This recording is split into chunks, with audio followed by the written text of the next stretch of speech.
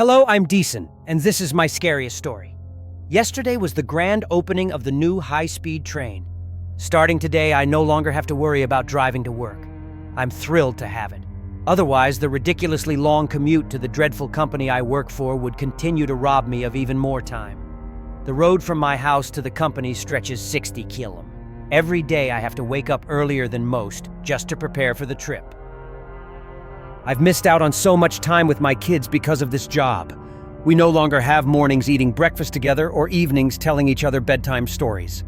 It's heartbreaking to think about the moments I could have spent with my family. My name is Deason, and I live in a fairly crowded area. I have a wife and 2 children. Because of the long distance I travel from home to work, my relationship with my kids has grown distant.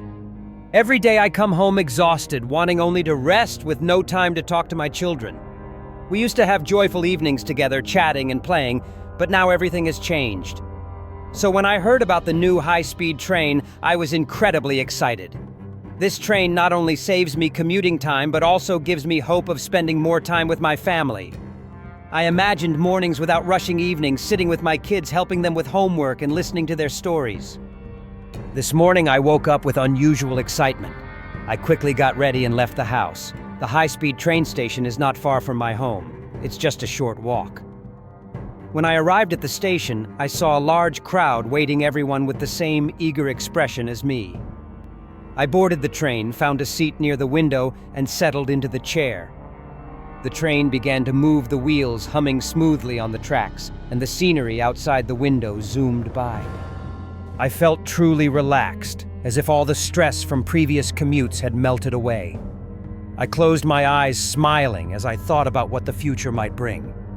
However, my joy didn't last long. An elderly man sitting next to me started talking about strange rules on the high-speed train. He said there were unspoken rules that no one dared to break. At first I laughed, thinking it was a joke, but his serious expression made me uneasy. "What are those rules?" I asked, half joking, half curious.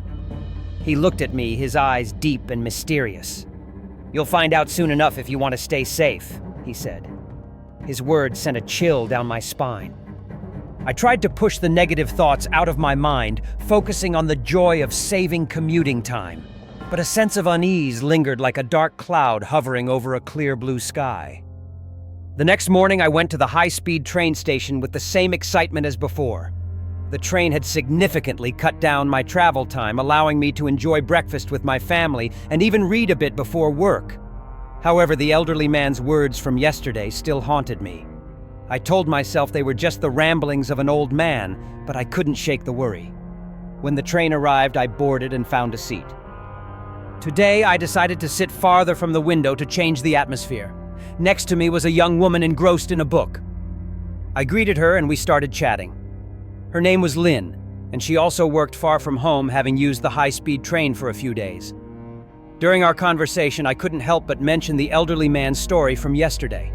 Lynn chuckled and said she'd heard about those unspoken rules too. According to her, not everyone knew about them, and only frequent train riders gradually noticed them. "I don't think it's something to worry about," Lynn said. "But if you want, I can tell you a few things I know." I nodded, curious to learn more. Lynn began to explain. "First, you mustn't change seats while the train is moving." She said that switching seats mid-journey could lead to unfortunate incidents. Some who tried it experienced strange events, from losing items to minor accidents. Second, don't talk loudly on the train. Everyone keeps quiet or whispers. Lynn recounted a time when she saw a man talking loudly on his phone and the train lost power for a few minutes. Everyone believed it was punishment for breaking the rule. Third, never fall asleep on the train. She emphasized this point, sharing that a friend of hers fell asleep on the train and woke up in a completely unfamiliar place with no recognizable signs. It took him hours to return to a familiar location. Hearing this, a shiver ran down my spine. Though I wasn't sure about the accuracy of these stories, I felt the need to be cautious. In the days that followed, I tried to follow the rules Lynn described. I didn't change seats, kept quiet, and avoided falling asleep. Everything seemed stable, and I started getting used to the high-speed train. However, one morning as I boarded the train, I saw the elderly man from before sitting in his usual spot. He looked at me and nodded slightly as if greeting me. Gathering my courage, I approached him and asked more about the strange rules. He smiled, a cryptic, hard-to-read smile. "Only time will answer," he said slowly. "But always be careful and listen to what's around you. The high-speed train isn't just a mode of transport. It carries secrets not everyone knows." His words made me think more about the rules and mysteries of this train. I vowed to stay vigilant, not just for myself, but for the family waiting for me each day. The mysteries of the high-speed train were just beginning, and I would continue to uncover them bit by bit with curiosity and caution. In the following days, I grew accustomed to the new routine of riding the high-speed train. Things seemed to go smoothly, and I felt more at ease. The stories about the unspoken rules still lingered in my mind, but I decided not to let them affect my daily life too much. However, one event changed that mindset. One morning, as I boarded the train and found a seat, I noticed a tense atmosphere. People seemed anxious, exchanging wary glances. I chose a seat near the back of the carriage and started reading. Soon I heard loud talking from the front of the carriage. Looking up, I saw a group of young people laughing and chatting loudly, oblivious to those around them, clearly violating the rule against loud talking. The other passengers glared at them with disapproval, but no one dared to speak up.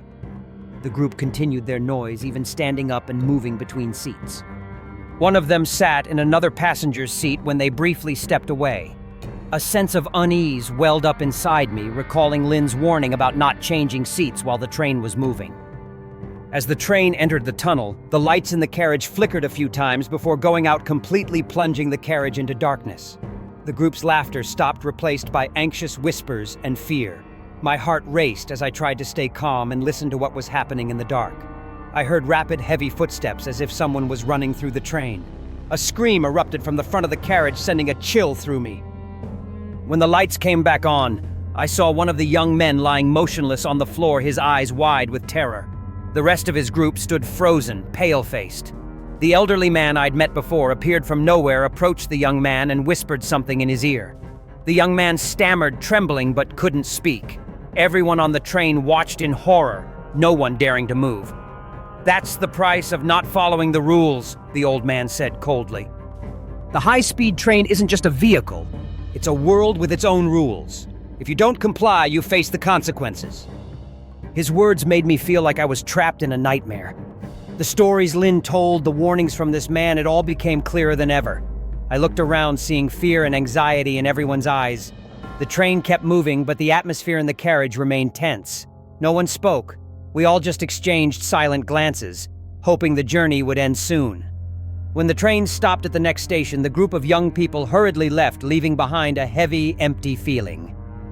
I continued the journey, but my mood was no longer as relaxed as before. The unspoken rules of the high-speed train were no longer baseless tales. They were things to be respected and followed. I told myself to always be cautious, not just for myself, but for the family waiting for me each day. In the days following the incident with the young group, I felt even more cautious on the high-speed train. The unspoken rules were no longer strange, but a clear, haunting reality. I reminded myself daily to follow them, stay quiet, don't change seats, and above all, don't fall asleep. However, the busy life and stressful work made me increasingly exhausted. One morning, after a late night of work and little sleep, I felt utterly drained. I tried to stay alert, but my body wouldn't cooperate. As I boarded the train, I chose a seat near the window and told myself I'd only close my eyes for a moment. But sleep quickly overtook me, pulling me into a deep dream. When I opened my eyes, the first sensation was confusion. The train was still moving, but the surroundings were completely unfamiliar. Gone were the skyscrapers and familiar sights. Instead, there was a barren, lifeless landscape. I looked around and saw other passengers, waking up, many with panicked expressions like mine. I immediately remembered Lynn's warning about not falling asleep on the train. My heart raced as I worried about where I'd been taken. I stood up, trying to find the elderly man to ask, but he wasn't there. All I saw were the confused and frightened faces of other passengers. I decided to walk through the carriages to learn more. As I moved, I noticed everyone trying to make sense of what was happening. Some tried to open the doors, but they were locked tight. Anxious whispers spread through the carriages, creating a tense, stifling atmosphere. Finally, I met a middle-aged man who seemed calmer than the others. He looked at me with knowing eyes and said he'd been through this before. "We're in a place that doesn't belong to our world," he said. "I don't know exactly where this is, but I know we have to find a way back." I asked him about the rules and how to return, but he shook his head. "There are no clear rules for this. We can only hope the train will take us back if we follow what we've been told." A sense of confusion and helplessness overwhelmed me. I didn't know how long I'd been stuck in this world or how to get back. But one thing was certain: I had to find a way to resolve this, not just for myself, but for the family waiting for me at home. I returned to my seat and sat down, trying to stay calm. I closed my eyes, focusing on thinking and searching for a solution. The sounds around me grew faint, and I felt like I was being pulled into another dream. When I opened my eyes, I was still on the train, but the scenery outside had changed. This time I saw lush green fields and small houses like a scene from an old painting. I didn't know where I was, but I had a strange feeling that I was getting closer to finding answers. This strange journey seemed to be about more than just moving from place to place. It was about uncovering the hidden secrets of this world. I knew I couldn't keep living in fear and confusion. I had to find a way to escape this place and return to normal life. But first, I needed to understand more about the strange rules and the mysteries this high-speed train was hiding. After waking up in this alien world, I felt I'd been thrust into a land full of mystery and danger. The high-speed train kept moving, but the scenery outside grew increasingly bizarre. The green fields and small houses were gone, replaced by terrifying, surreal images. When I looked out the window, I began to see strange creatures. First were monstrous beings with grotesque forms, huge bodies, pale green skin, and glowing red eyes. They roamed the barren fields, sometimes approaching the tracks and staring at the train. Their growls echoed into the carriage, filling everyone on board with fear and anxiety. Once, as the train passed through a dense forest, I saw dark shadows flitting between the trees.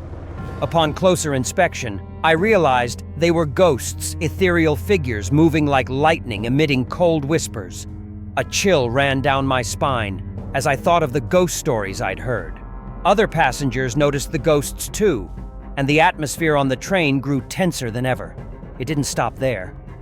As the train moved into another area, I saw giant snakes slithering around hills and caves. Their long, thick bodies shimmered with scales under the sunlight.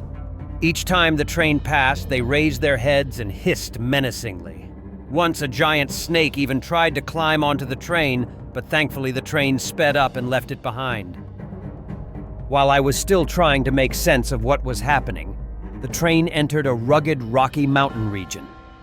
Looking out the window, I saw giants standing on the peaks, gazing down at the train with curious eyes. They were enormous, dozens of meters tall, with muscular bodies and rough stone-like skin. Some held massive boulders, as if ready to hurl them at the train at any moment. The train glided beneath their feet, and I could feel their sharp, commanding gazes upon us. These monstrous creatures made me feel like I was living in an endless nightmare. I didn't know what I'd face next, but I knew I had to stay strong and vigilant. The unspoken rules of the high-speed train were no longer just safety measures. They were the key to surviving this monstrous world. As the train entered another tunnel, the light outside the windows faded and the space grew dark.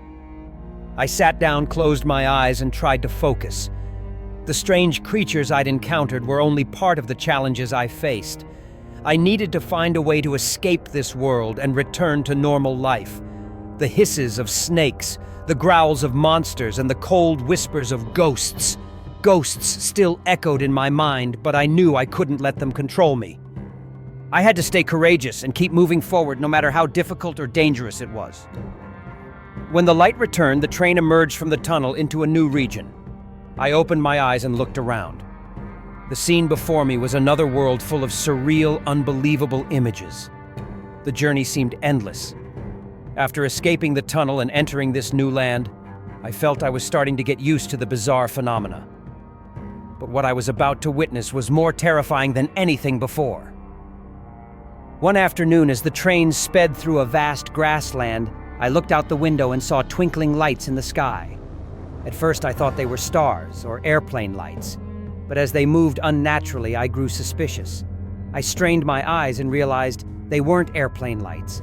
These lights moved with extraordinary speed and trajectories, unlike anything I'd ever seen. Soon I realized they were UFOs hovering in the sky round and emitting a shimmering green light. My heart raced as the UFOs drew closer and began attacking the train. A powerful beam of light shot into the carriage, causing it to shake violently. Everyone on board screamed in panic, clinging to their seats to stay balanced. A loud explosion rang out, and I saw one side of the carriage, heavily damaged windows, shattered metal, twisted, and sparks flying from broken equipment. Yet the train kept moving, though slower and less smoothly than before. I tried to stay calm and looked around. Passengers were in chaos. Some were injured by flying debris. I ran to help a woman clutching her child, comforting them and shielding them from the broken glass. Meanwhile, the UFOs continued their assault, firing lasers and causing explosions around the train. Suddenly, I saw the elderly man from earlier trips. He stood firm amidst the chaos, staring at the UFOs as if searching for a way to fight back. I ran to him, hoping he had answers for this situation. "What do we do now?" I shouted over the noise of the blasts. He turned his eyes stern. "We must stay calm and trust the train. It can repair itself, but we have to protect each other and not panic." Following his advice, I returned to help other passengers. Some were trying to give first aid to the injured, while others shielded themselves from debris. In this dire situation, people began working together naturally, regardless of whether they knew each other. As the train kept moving, I noticed the UFOs seemed to be retreating. Perhaps they realized the train wasn't as easy to destroy as they thought. The train wobbled but pressed forward, overcoming the critical damage it had sustained. Though it continued its journey, the damage was clear. Many carriages were heavily wrecked. The electrical system flickered, and numerous passengers were injured. Yet miraculously, the train hadn't stopped. It kept pushing forward as if an invisible force was protecting and driving it. I sat down, breathing a sigh of relief, but filled with worry. The UFO attack showed me this journey held far more dangers and challenges than I'd imagined. But I knew I had to keep going, not just for my safety, but for everyone on the train. This strange train kept running, and I didn't know what the next stop would bring or what awaited us ahead. After the first UFO attack, the high-speed train was badly damaged but still moved forward. However, the atmosphere on board grew tenser than ever. The pained groans of the injured, the cries of those who'd lost loved ones, and the thick stench of blood filled the air. We all thought we'd escape danger for now, but we were wrong. The UFOs weren't the only threat. One evening, as the train entered a treacherous hilly region, monstrous creatures reappeared from the trees and shadows. These terrifying beasts approached the train. They were massive, covered in matted fur, with sharp claws and glowing eyes that shone in the dark, emitting bone-chilling growls. The creatures didn't hesitate. They smashed windows and attacked passengers. Everything descended into chaos. Screams, groans, and the monster's growls mixed into a horrifying scene. I tried to protect myself and those around me, but could do little against the creature's overwhelming strength. A large monster lunged at me, its claws sinking deep into my shoulder. Pain shot through me, blood pouring out, but I struggled to break free. At that moment, the UFOs returned, appearing in the sky. They began firing lasers at the train, causing massive explosions and adding to the chaos. The carriages shook violently, with many parts heavily damaged. People were thrown about, some buried under debris. I looked around, seeing a horrifying scene, blood and death everywhere. Organs scattered across the floor, creating a hellish landscape. The survivors looked like walking corpses, their eyes filled with fear and despair. I tried to stay calm, but the pain and horrific sights nearly broke me. I had to find a way out, but I didn't know what to do or where to go. The train kept running, but it seemed to have no clear destination. The UFOs and monsters continued their relentless attack, giving us no moment of peace. Amid the chaos, I heard a child scream. Turning, I saw a little girl trapped under debris. Despite my severe injuries, I dragged myself to help her. With all my remaining strength, I pulled her free and carried her to a safer spot in the carriage. Sitting down, I looked into her eyes and saw her panic and fear. I held her tightly, trying to comfort and protect her from the dangers around us. Even in this desperate situation, I knew I couldn't give up. I had to keep fighting not just for myself, but for everyone else. But then I felt the train slowing down. The UFOs and monsters seemed to retreat, leaving behind a devastated, blood-soaked scene. The high-speed train was now a wrecked shell riddled with critical damage. In the brief silence, I wondered if we had any chance of survival. This attack had left deep wounds, both physical and mental, for everyone on board. Amid the chaotic, blood-soaked scene, as I held the little girl to keep her safe, a brilliant light suddenly appeared in the carriage. The light was powerful and warm, forcing me to close my eyes. But soon I felt a sense of peace wash over me. When I opened my eyes, before me stood an angel with pure white wings, a serene face and kind eyes. The angel radiated a shimmering light, leaving everyone around in awe and momentarily forgetting their fear. The angel approached me gently, its eyes full of compassion and understanding. "I know what you've been through, and the pain you're enduring," it said, "but there is still hope. I am here to help you escape this monstrous world." A spark of hope flickered in my heart. How can I escape? "This train seems to have no destination and monsters are everywhere," I said. The angel nodded, its voice gentle but firm. "Indeed, this task is not easy. You must reach the first carriage and stop the train. Then you will be freed from this place and return to normal life. But the path to the first carriage is fraught with danger, with many monsters waiting."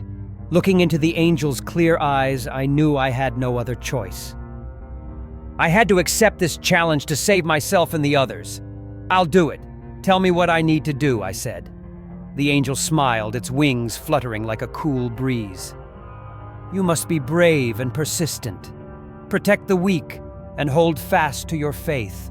I will always be with you, guiding and protecting you from dangers." With that promise, the angel vanished, leaving me with renewed determination. I looked around and saw that everyone had heard the angel's words. They seemed infused with new strength and faith, ready to face the challenges ahead. I stood up, looking toward the front of the train. The path to the first carriage was long and full of threats, but I knew I couldn't give up. I had to be brave and move forward for the survival of us all. I began moving through the carriages, alert to every sound. Each step was cautious, as monsters could appear at any moment. The others followed, forming a small but united group. We knew that only by working together and protecting each other could we overcome these challenges. As we reached a carriage filled with blood and death, I heard the growls of monsters ahead. The group stopped, bracing for an attack. Then massive monsters charged at us with terrifying speed. The battle began. We fought with all our strength, using whatever weapons we could find in the carriage. Screams, roars, and the clash of weapons echoed everywhere. Blood soaked the floor, but we didn't stop. I knew I had to lead, protect everyone, and guide them to the first carriage. Amid the fierce battle, I felt a gentle light envelop me. The angel reappeared, using its wings to shield and protect us from the monster's powerful attacks. With its help, we gradually pushed the monsters back and continued forward. Finally, after a long and grueling battle, we neared the first carriage, but the monsters kept coming, trying to stop us. I knew I had to fight to the end, never giving up. With determination and the angel's guidance, I stepped into the first carriage. The door opened, and I saw the train's control system before me. I knew this was our only chance to stop the train and free us all. I placed my hand on the controls, feeling the weight of the moment. With a decisive motion, I pulled the lever and stopped the train. The train shook violently, and I felt time freeze for a moment. When it came to a complete stop, I looked around and saw everyone collapse from exhaustion, but their eyes were filled with hope. The angel appeared once more, smiling gently and nodding in approval. "You've done well," it said. "Now you and everyone else will be freed. Remember that courage and unity helped you overcome this challenge." As I pulled the lever and stopped the train, a radiant light enveloped me and all the survivors. I felt weightless, and the space around me seemed to vanish. Everything became hazy and silent, leaving only a sense of peace and tranquility. The light grew stronger, forcing me to close my eyes. When I opened them, I found myself in a boundless white space with no beginning or end. The angel stood before me, its white wings and kind eyes radiant. "Dison, you've done well," it said, its voice soft as a breeze. "But your journey isn't over. You still have one choice to make. The angel pointed ahead, and I saw two paths appear. One led to a pure white door emitting a gentle light. The other led to a dark door with no light shining from it.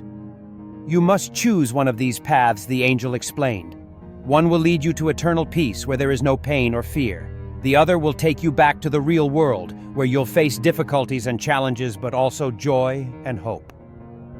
I stood silently contemplating my choice. The first path offered eternal peace, but I knew life wasn't just about joy. It included pain and challenges too. The second path was full of hardships, but it was the life I knew with family, friends, and those I loved. Finally, I chose the second path. I choose the real world, I told the angel. I want to return to my family and friends no matter how many difficulties I face. The angel smiled, its eyes filled with approval. You've chosen well, Deason. Remember that courage and love will always guide you. As I stepped through the dark door, a powerful light engulfed me. I felt like I was being pulled into a whirlwind, everything around me disappearing. When the light faded, I opened my eyes and found myself sitting on the train, comfortable as if nothing had happened. I looked around and saw everyone chatting and laughing normally. There were no signs of the monster or UFO attacks. Everything was back to normal, peaceful, and quiet. Was it all just a dream, I wondered, feeling confused. But the pain and horrific images remained vivid in my mind. Alan, a colleague sitting across from me, patted my shoulder. "John, what did you dream about?" "You look exhausted," he said. I gave a faint smile and shook my head. "Just a dream. Everything's fine." The train kept moving, but there were no strange rules or terrifying scenes anymore. I felt relieved, but still puzzled about what I'd experienced. Was it really just a dream or part of a strange journey I'd been through? Either way, I knew I was back in the real world with my family, friends, and loved ones. I would keep living, facing challenges and difficulties, but cherishing every moment of peace and happiness. The strange train journey had ended, but the journey of life continued. Thanks for watching this video. If you like this video, drop a comment below. And please like, share, and subscribe my channel.